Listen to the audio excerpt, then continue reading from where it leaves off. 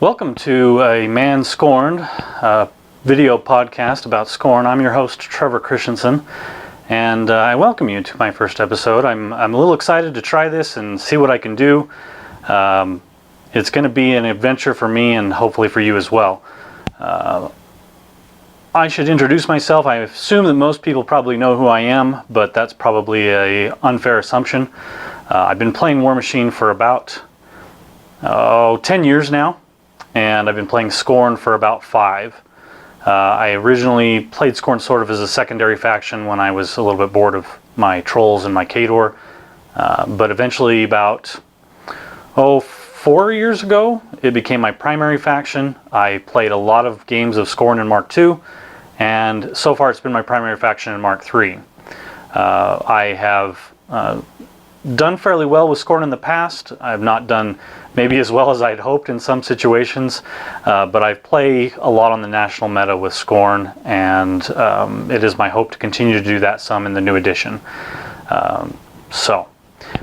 If you need to know a little bit more about me, you can follow me on Twitter, or you can even go and listen to my normal podcast, which is Chain Attack, which you can find on chain-attack.com. So I'm hoping that this video podcast will be sort of a weekly thing. I don't know if I'll actually ever upload it to YouTube or anything, but you should be able to find it in my highlights on Twitch here. I am also known as Dominor Eeyore on the Privateer Press forums. I don't really post there much anymore. I used to, but it just felt like a lot of my effort was wasted there. So I've kind of quit doing that, but I still go there from time to time. I'm also a press ganger for Privateer Press and a PP judge. I'm rapidly trying to learn the new Mark III rules. There's not a lot of things that have changed, but the nuances are still there, and it's going to take some time. So I did want to mention that this particular podcast or videocast is going to help me and my team. I am the captain of USA Team White. Get to Amsterdam this year for the Warmachine and Hordes WTC. And if you wish to support that endeavor, you can do so by going to patreon.com/chainattacktv and pledging an amount. It could be a small amount, just say 50 cents or $1 per episode. I'm also going to be charging for streams of games and things like that, and I'll try to get as much Scorn on there as I can, but obviously not everybody who watches my streams cares about Scorn, so it's going to be varied. But I'm hoping that between this and the normal stream that you'll be able to get lots of information about Scorn and try to get a head start on learning it in Mark III.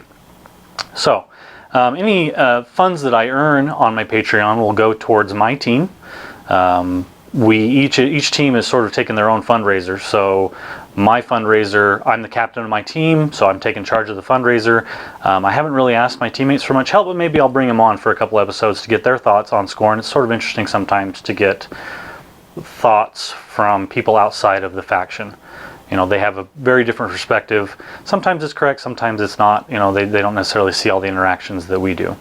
But anyway, I appreciate any help you can provide us, my teammates and me, to be able to go and for me, represent Scorn at the WTC, and for them to represent the United States. So, I'm going to, in this particular format, I'm going to cover some different models, and each other week, I'm going to do this every other week. I don't have enough time to do it every week. I'm going to grab about 6 to maybe 12 models, depends on how quickly I can get through them, and talk about my experiences with them thus far. Now, some of the things that I'm going to say is pure conjecture. I just haven't had a lot of time with them, and sometimes it's going to be a little more table time behind it. It really depends on the models. As this show progresses, you know, obviously my opinions and ideas on these things are going to cement, and I'll probably, after I complete, you know, going through all the models in the faction, I'll probably spend some time talking about lists and list construction, things that I'm thinking about. So this week we're going to cover some particular models. We're going to start with the Mammoth because I think there's a lot of people that are interested in the Mammoth, and it is one of those things that a lot of us bought and were excited about, and it didn't get a lot of play from a lot of people in Mark II. And I think that that's changed. So we're going to start with the Mammoth. I'm going to go through a bunch of models, and then when I'm done, I'm going to take a few questions from the chat to try to fill out the time that we've got left. I'm going to try to keep this to as close as I can to 30 to 40 minutes. I want it to be sort of a bite-sized thing that people can come back and watch in a single sitting. So anyway, the Mammoth. The Mammoth is a 38-point model now in the new edition. Which is exactly double what he was in Mark II. He has pretty much all the same stats. Really the only thing that changed is his gun, which used to be range 10, AoE 4, and he could, it was rate of fire 3. Now it's range 12, so it gained 2 inches. It's AoE 3, and its rate of fire is D3 plus 1. Now obviously there's some pretty big changes in the format. And when I first looked at him, I was pretty disappointed. I guess I should mention he also has 6 additional wounds, which is not trivial. That's a lot of extra wounds on a fairly large model, and something that he was horribly missing before. So the Mammoth, when I first saw him, I thought, man, they don't get it. Why have they not made him a little bit stronger? Why have they not fixed him? It feels like he was, one of the better gargantuans at the time, and they told us in some of the insiders that they were going to, help these things out. And I fully expected that to be in stats. And when I saw the model, I just thought, this is not what I expected. However, the Mammoth was the very first model I put on the table.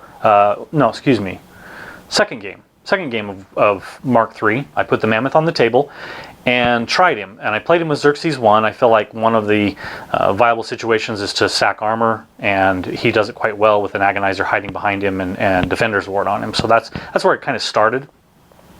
And in Mark II, it always felt like that never really worked well. It was hard to defend the Agonizer, and the Agonizer only worked against beasts and a few other things. But I feel like some of those issues have sort of changed. Obviously, some warrior models have gotten nerfed a little bit. Additionally, the change in rate of fire is actually a lot bigger than I thought it was going to be. So the base rule change in the game of how you have to buy attacks versus just having free attacks that you get every time. Even when you only roll 2 attacks, I can boost 5 blast damage rolls. He's also Rat 4 now, so every once in a while I actually hit. It's kind of crazy.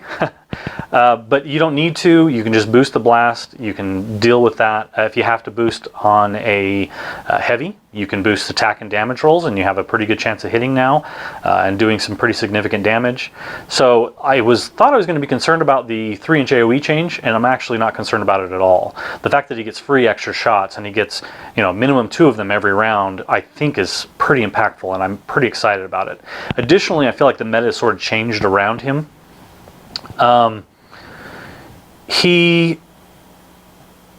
So one of the things that's changed is our lack of fury management and our ability to handle multiple beasts, but we still need to have enough damage output on the table. Well, the Mammoth is still Fury 5. The Mammoth can still probably deal with a heavy and a half in a turn, which we don't have any other location, and we have limited number of sources where we can pull Fury off of him. So he kind of handles this. He's in a situation where Colossals got worse because of power up. If you take 2 jacks, you get twice as much Fury. If you have crappier Fury management and you take 1 model, it's easier to manage it. So I think there's really a place for Mammoth in Mark III, and I'm excited to play him some more. I think that he is going to be a really strong addition to a lot of lists. I haven't seen very many people building lists with him thus far, and I'm a little surprised by that, but I think they need to try him. He doesn't need Far Strike on him anymore as much as he did before. He doesn't need the support that he did before. You can just take a Mammoth and just make it work. I do feel a little bit you might take an Agonizer and you might take a Gladiator, but I don't think you have to. And you can put 6 Paingiver Beast Handlers behind him and heal him for 63 every round. And that's a lot. And it's hard to deal with a Mammoth when you've got an Agonizer sitting behind him, or you've got a buff on him, an armor buff. We've got multiple casters that can do that. So I think there's multiple places that we can test that. So I'm fairly excited about the Mammoth. I hope you guys are too.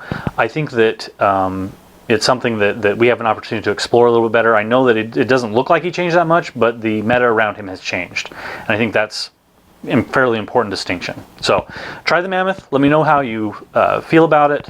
I think that it's going to have a place. And it's can take the hit first now and just kill stuff back, which is kind of what we need to do in the way our faction functions now.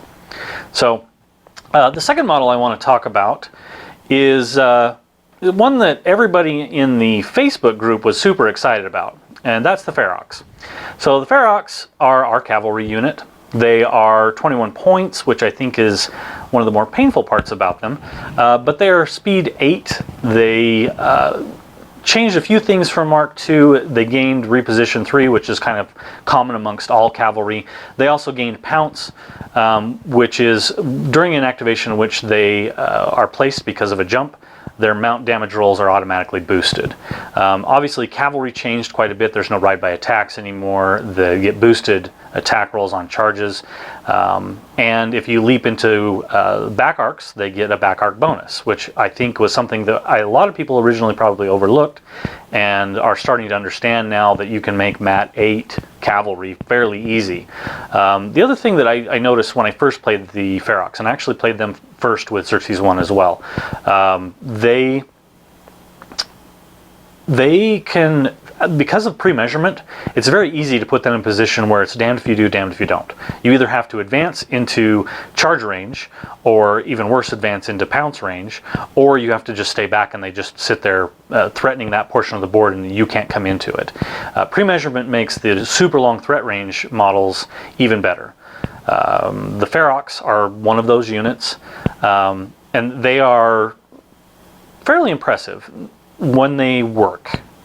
I'm going to make that little caveat, because if they don't work, you've spent minimum 21 points, their cost, and could be worse, you've spent 30 total points if you brought redeem. If that doesn't work, if they've got range attacks that can take down your Ferox at range, boostable range attacks, there are a lot of wasted points.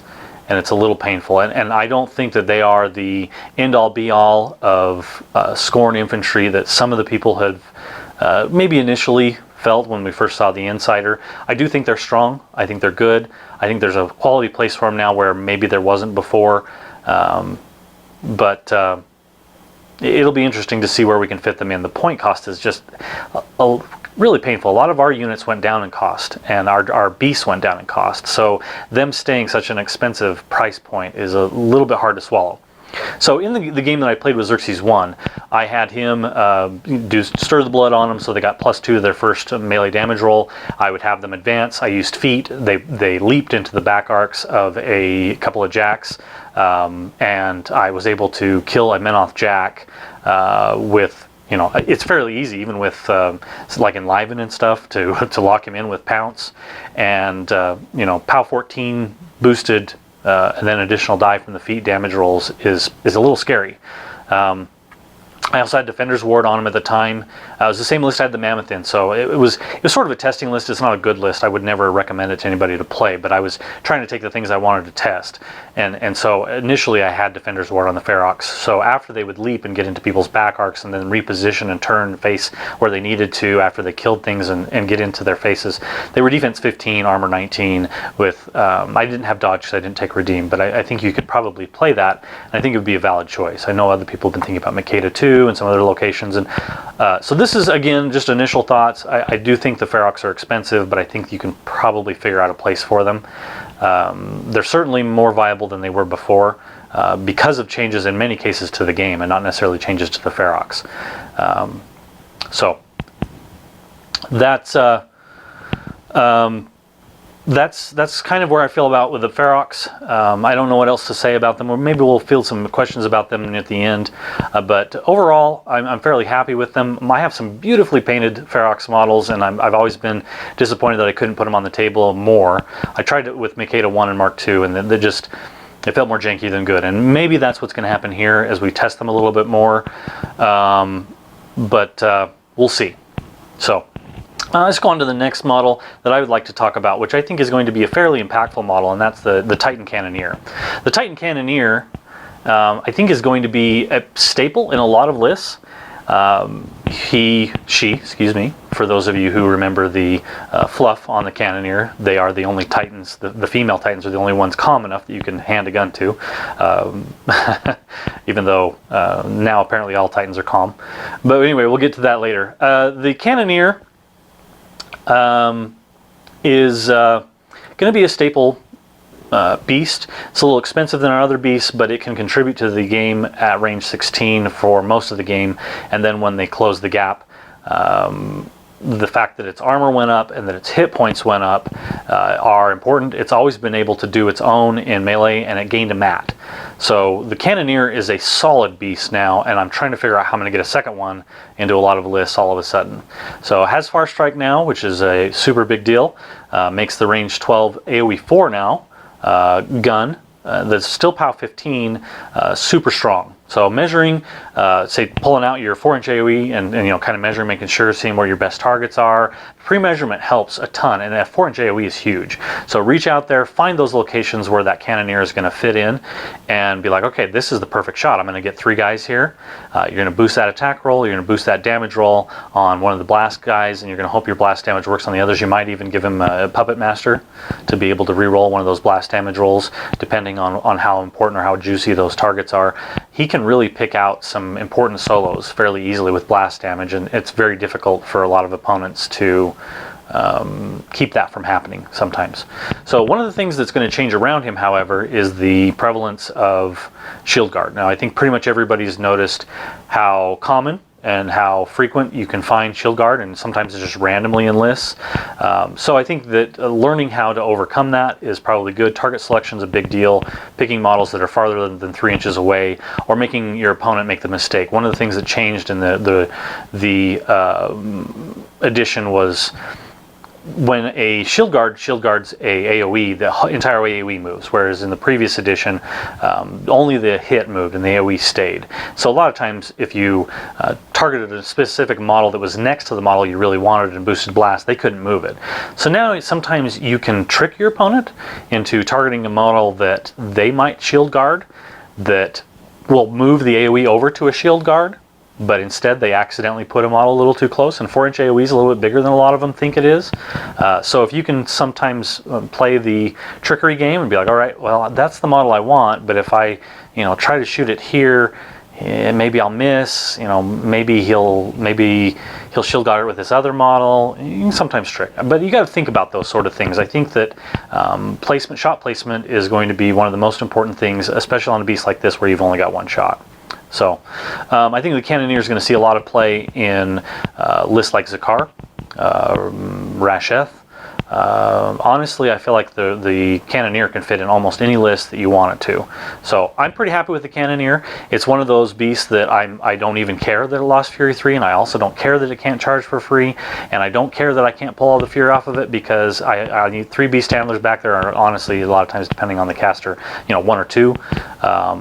A lot of times, if I don't need to boost blast, I'll just cast the Animus and boost the attack roll, or maybe I don't even need that. Maybe I'll just cast the Animus. He's very Fury efficient, honestly. She is very Fury efficient. So don't overlook the Cannoneer. I know that some of the things on it might have tripped you up, the defense 10, the Fury 3, but I see a lot of people praising it in Facebook groups. I think most people are probably on board, but if you need any confirmation, I also am on board. I think the Cannoneer is a solid Titan, one that we should all be considering in our list. So, all right, let's move on to the next model that I'd like to talk about, which is the Bloodrunner Master Tormentor. So the Master Tormentor, I think, at least initially, I looked at it and thought, it just feels like the same old, same old. And then I played it. And the most important thing that happened here, the thing that is critical to making the Bloodrunner Master Tormentor be so good, is apparition. I don't think I can stress that enough. I actually think that the Bloodrunner, just the regular Bloodrunners, gained a pretty big buff as well in apparition. You can, in a pre-measurement world where you can stand outside of their threat ranges but project just a little bit farther, it's a big deal. It is a super big deal. Additionally, a lot of the buffs that people could take, such as the Witch Dock, that would make things undead all over the place and just screw the Master Tormentor are gone. A lot of times you'll find living models on the table. Anatomical precision helps with tough. Now I don't know how prevalent tough is going to be, because there's a lot of people who aren't going to live off of tough anymore. There's just too much tough hate, like the Bloodrunner Master Tormentor. But that's good for the Master Tormentor. It still has anatomical precision, still finds those living models, and at Mat 8 it's pretty easy to hit a lot of times. I do think you have to be fairly careful. So it has no way to avoid free strikes, and you want to be able to go in, catch as many models as possible, kill as many as possible, but not get caught with a free strike. So don't put yourself in a position where the Master Tormentor comes in and gets caught in a melee attack on trying to get on the way out. Sometimes you'll get stuck and you'll lose a very good model. So I'm actually very happy with this model. The ability to come in, charge in, kill the front row of models, sprint back to a safe location, rinse, repeat that over and over again on a stealth model that we've mentioned this on Chain Attack, and I'm going to mention it here again. I feel like the prevalence of stealth hate is gone down significantly, and although tough hate has obviously come way up, but stealth has also become a little more rare, and so stealth is an ability that you may have looked at her and said, or him, I think it's her, this is not impactful. It's not all that important. I had it before and it didn't feel that good, but it is. It's better. It's absolutely better. I've played this particular model multiple times in Mark III, and every time it is outperformed, whereas in Mark II it always underperformed. I was always unhappy with it. I always felt like it was overcosted. I always felt like it didn't do what I needed it to do, and I had better choices. So I think that there's two models, and I don't want to talk too much about the Void Spirit during this episode. I'll probably cover that in a future episode, maybe in a few weeks. But both the Void Spirit and the Master Tormentor fill in a great spot in the game right now, and that is a solo that can cover a flag or a zone or something out on the flank, come in, do some damage, and sprint back, or in the case of the Void Spirit, teleport back and stay out of range. They need to be consistent. And the Master Tormentor and the Void Spirit both have that. Master Tormentor from Mat 8 and anatomical precision, the Void Spirit from boosted attack rolls and boosted damage rolls against living. So, obviously there's still going to be some situations like against Convergence and a few other lists where you're just not going to have the living models available to you. But even the frequency of living models in Karax has gone up. They're going to be playing Styxis Raiders and Witches more commonly. So some of that's not as good. I mean, the Witches obviously could be incorporeal and it's going to make that a little more difficult on you, but I just think the Master Tormentor is in a great spot right now, and I think that they're going to find their places in a lot of lists. So try them out, see what you think. Let me know if you disagree in any way. I think that the Master Tormentor is probably going to struggle a little bit versus some support solos, but I think that we need to be careful with support bloat, and I think we can play a lot of lists without support bloat now, and this is one of those models that can fit in there instead of some of that support. So, okay, let's go on to the next model. This one's a unit. And I didn't put these in any particular order, and I kind of noticed as I'm looking at these that I'm actually pretty positive on all the models I chose this week. Maybe we'll have a more negative episode next week. So the unit that I chose to talk about is the Karax. And I talked about him a little bit. We're doing another fundraiser, and I hope you guys don't get fundraiser sick of Chain Attack and some of the other things we're doing, but you should know that we're doing a faction review. We did a whole bunch of faction reviews of the entire game, and we're releasing those in podcast format, and you can purchase them. Those particular episodes are actually only for the Chain Attack hosts. Like, the money we make off of those is for Jay and I, and also Josh, who's going to play in the Masters solo event at the WTC. So that's kind of a separate thing we did. We also thought it was something fun, something that people would be interested in, and we talked about a lot of this stuff in the Skorned episode on that particular series. But I gushed about the Karax on that particular episode, and I'm going to gush about him a little here. Now, one of the things I see a lot of people in the Facebook group doing that I think is a mistake, and I mentioned it in that episode, I'm going to mention it here, is I think that the UA is a mistake. So what makes the Karax so strong? I didn't own a set of Karax in Mark II. I felt like they were pretty worthless. They had some of the worst stats in the game. I just didn't feel like they were worth their points. Well, They went down half a point, and the equivalent of a full point in Mark 3, the new edition.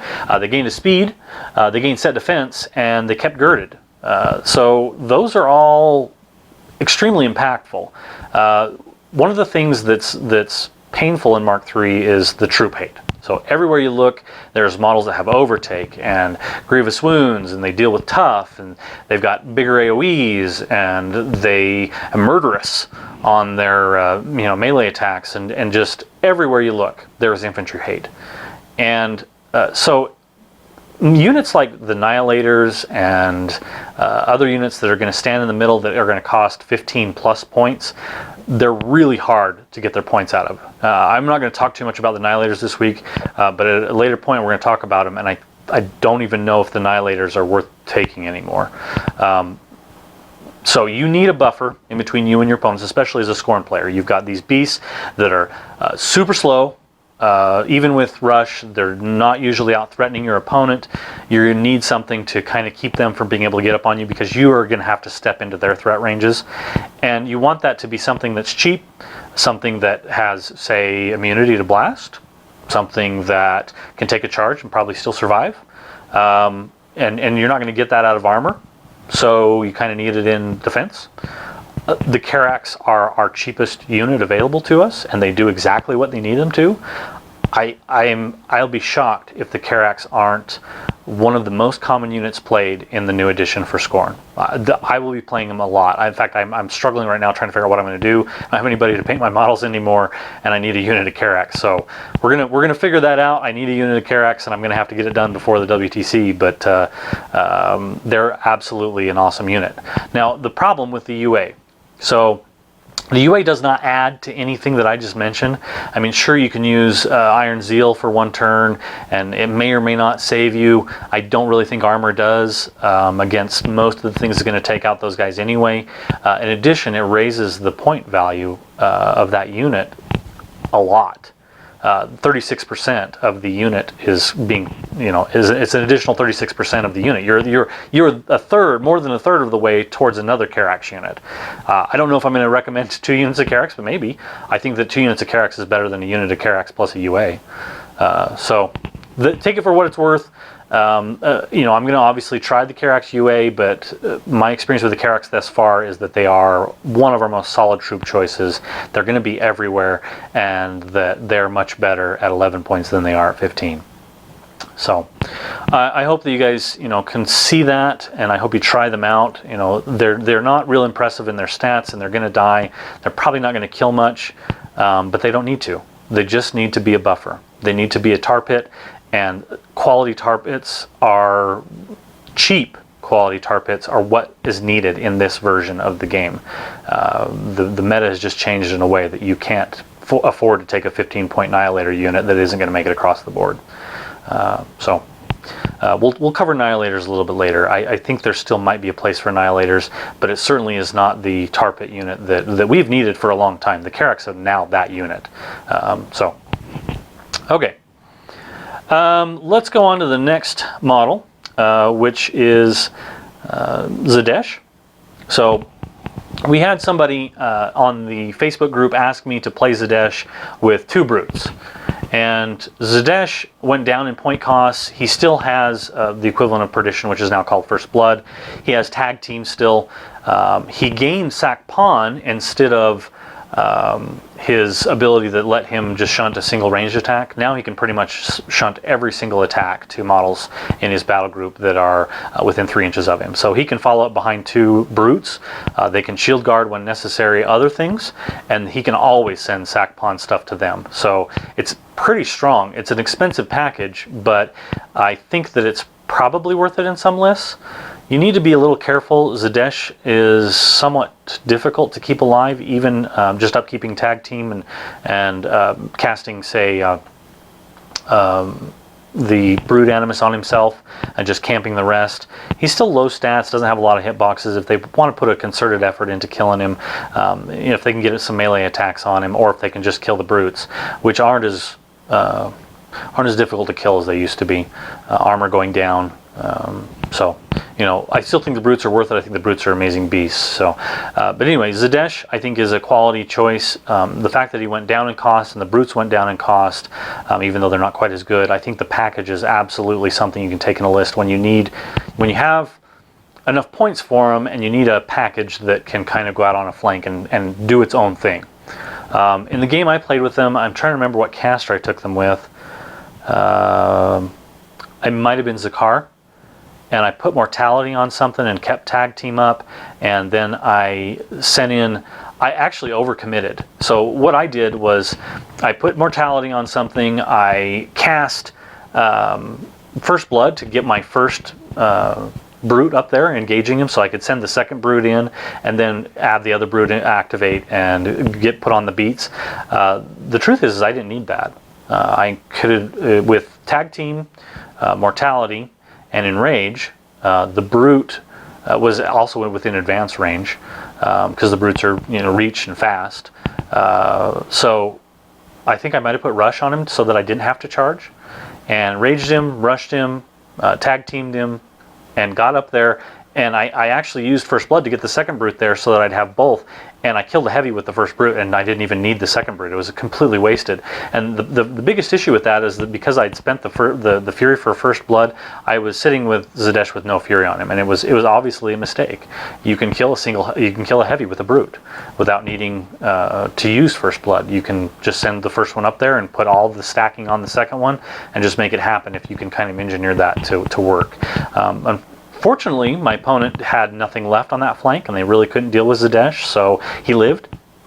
They killed my brute instead, which was fine, but it was pretty impressive.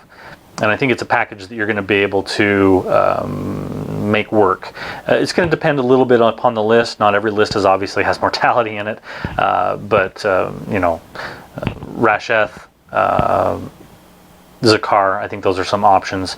And if you temper your expectations a little bit, I still think it's a great package that you can hold a zone with. It won't have obviously as much damage output, and it does start getting a little expensive, especially if you have to put a whole unit of Pengiver Beast Handlers over there or something to kind of enrage them and keep them going. So there's that. So Zakar, or excuse me, Zadesh. Anyway, if anybody else has any questions about him, we'll probably cover it here at the end. But overall, I think Zadesh is a solid choice. Probably better than he was in Mark II. Additionally, he helps us a little bit with Fury problems that we didn't have before, although some of his roles have obviously changed. I'm not sure that it's viable outside of the Brute battle group. It might be okay with Drake Kreia, but I haven't tried it, and I'm not exactly certain. So the last model I want to talk about is a caster, Zakar. Obviously a lot of people are interested in him. He's our newest, hottest talking point. Everybody's interested in knowing a little bit about Zakar. I haven't really talked about any of the other casters, and I'm kind of doing that on purpose. I'd like to get a few more games with some of them before I make, you know, definitive statements on air.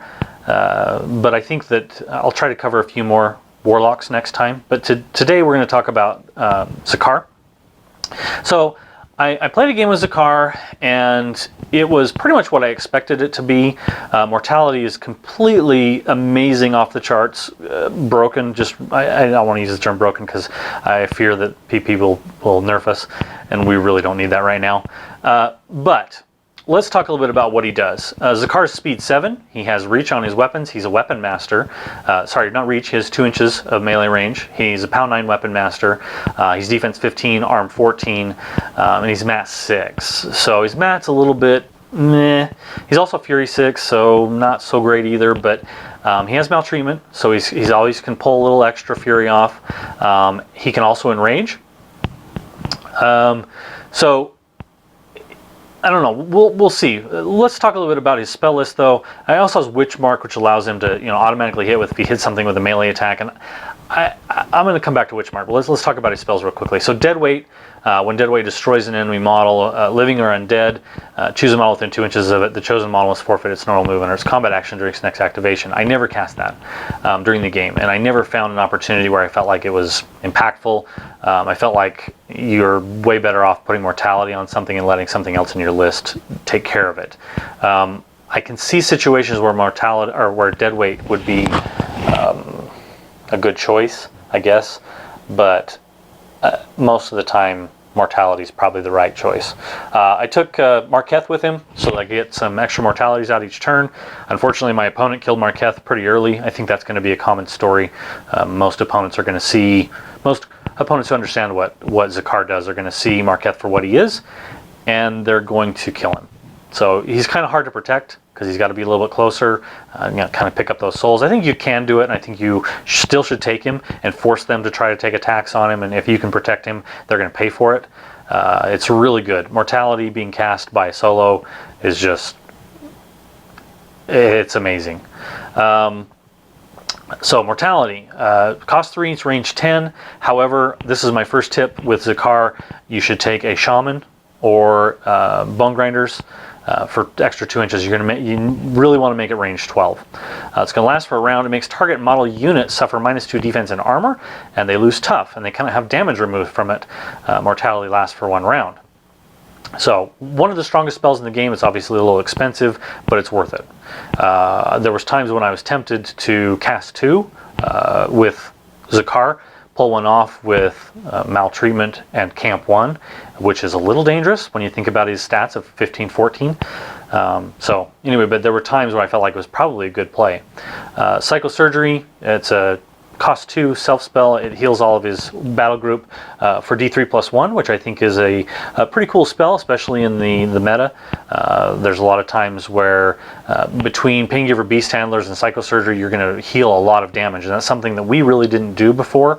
You know, you could only medicate 1 beast, and I think that the Paingiver Beast Handlers, I don't want to cover them too much. We'll cover them in a later episode, but I think that the fact that they can just heal a ton of health off of a beast is really kind of cool. So between Psychosurgery and that, I think that that's a quality spell. A lot of times it's going to be questionable whether or not it's a good choice to cast it, but when it happens, it's going to be good. So the last one is Pursuit. If target enemy model advances during its activation, 1 model in the spellcaster's battle group can immediately make a full advance. So it doesn't ignore free strikes, but it's, if you take a charge and you walk away, take a free strike, it's the same damage you would have taken if you took a charge. So Pursuit is pretty strong. Again, you're going to want to get that shaman in there for the extra 2 inches of spell range, or the bone grinders to get that extra 2 inches, because I think just like mortality, you're not going to want to stand anywhere near the fight. So his feat, while in his control area, enemy models suffer -3 strength, mat, rat, and threshold. Lasts for 1 round. So this is very much a defensive feat. It essentially gives your stuff +3 defense and +3 armor. You don't have to get into their face to make it happen. You really only have to cover kind of the front line of your stuff, especially if you build kind of a list that's a little bit tanky and resilient to shooting. Then you don't have to worry about the rat part of the feat. You just have to worry about the strength. And I think that overall, that's probably the way to play him. In the game that I played, I got a little greedy at one point, got a little too far forward, and I ended up losing because of 15-14. His defensive stats are awful. Find a wall in the back, play him not like a midline caster at all. Bring something to extend your range, cast Mortality from 12 inches out, cast Pursuit from 10 inches out, use it to keep your beasts alive. Cast it on a high quality target, something that's a heavy that you're going to need to avoid, and basically force them to try to force your hand with it. Keep that heavy from being important until you get an opportunity to cast Mortality on it. What else is going to be in the list? I'm not sure. I don't know, but I do know that those spells are super strong, and that Witchmark is absolutely a trap. However, that said, there are situations.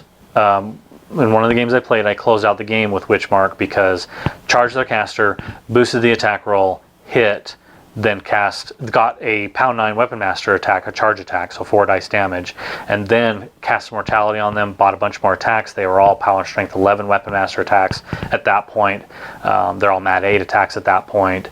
It's pretty impactful. And then at that point, I just brought in some other models, and Mortality made it so that they really had no chance of survival. So I think there's some situations where Witchmark is nice, but people that are complaining about not having 4-inch range, which I was one of those early on, I think they're kind of missing the point. I don't think he really should be doing that at all. Stand way in the back and fling out of Mortality. It's way better. I've got some more ideas about Zakhar, but I'm going to save those for when we talk about Rasheth, because I actually think Rasheth and Zakhar might be in the same category, and they might cover the same thing. And my bombastic statement for the evening is that I think Rasheth is just plain better. So anyway, we're going to, that's all I want to talk about at this point. If you guys have any questions, you can throw them in chat. We're almost done at this point. I'm at 40 minutes, and I don't want to go too long. But anybody that's got a question in chat, we will cover a few of those, and then we're going to be done. And I will do this again in 2 weeks. I hope that you enjoyed it. I think that it's something that's going to be a boon for the community, I hope. And I hope that we can kind of work together to find the gems in this faction. I think there's some pretty big stinkers. If we can avoid those and just pull out what the best of the best is and put together some great lists with those, I think that we have a really good chance of doing well. So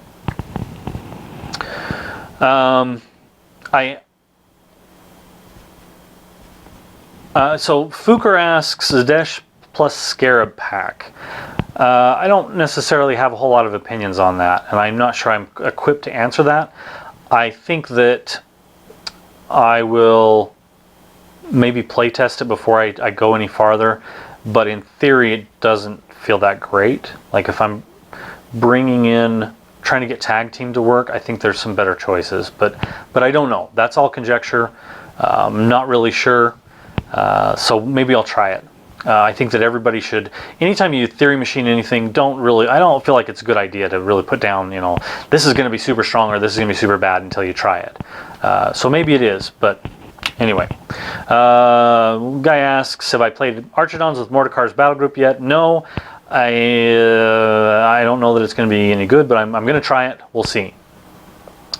Another one, another member of the chat asks, what do you think a fair cost for the Karax UA would need to be to make it a tempting addition, or another set of abilities? So I like the abilities. The problem is that the unit has what it needs and it's so cheap already that adding anything to it is just more points and not enough bodies.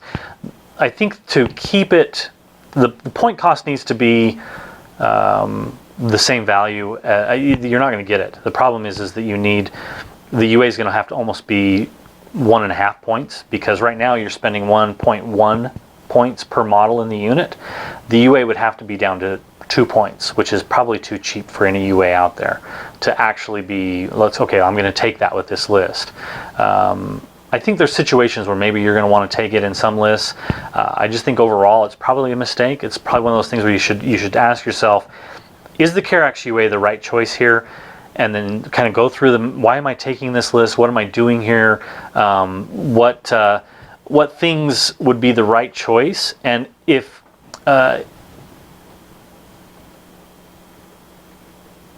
it's not the right choice, then don't take it. Just don't take it because it gives them Iron Zeal. You need to look at your list and why are the Karax there, and if it's important, throw them in. I don't have an issue with the ability. I just have an issue with the cost in most lists for what the Karax are going to be there for. If you have a list where the shield wall part of it is what you want, and you really want to hit those high armor values, and maybe you're putting Defender's Ward on, you're basing it all on delivering Karax, not sure why you would want to do that, then maybe that's the choice you're going to make. I can see situations such as maybe in Zaal, you're putting an armor bonus on them, and then you're shield walling and putting the other thing, and you can, when you get there, you can move over Last Stand. It still feels like, why not just take 2 units and put Last Stand on them when they get there? Maybe that's better. I don't know, but I'm not very excited about them. The UA, I'll probably own one. I can see situations where I probably add it, but most of the time I think just a base unit of Karax is just a better choice. So I'm not going to be able to get to all these questions. There's a whole bunch of questions coming up. Guys, you'll have to come back in a few weeks. I will take one more question. Scorn Jack asks, multiple agonizers, ? Whew. So, the agonizer. I'm probably going to save most of my comments for him later. I think that 2 agonizers, you're going to have to really convince me of why that's a good idea. I can see some situations where it is, and I don't want to get too deep into the agonizer until I think maybe we'll cover the agonizer in the next episode, because there's just too many people that are going to be interested in it. And it's something that I need to cover. But I think it's pretty hard already to take one agonizer. I'm afraid that the agonizer's core to our faction identity, and you almost have to take an agonizer in a lot of lists, but it's a little pricey for what it does. but you're being forced almost into that situation, and having to take 2 just makes it worse. So, I don't know, we'll talk about the Agonizer in a couple weeks. Anyway, I appreciate what you guys have done for me. I appreciate the support you've provided for me. And if you can do anything to help provide support to my WTC team, I would appreciate it. You can do that through pledging on patreon.com/chainattacktv. I probably try to put that in my pictures for the show. I forgot about it and realized that about 5 minutes after I'd started this show. So, again, thanks for watching. I hope you enjoyed it. So, thank you.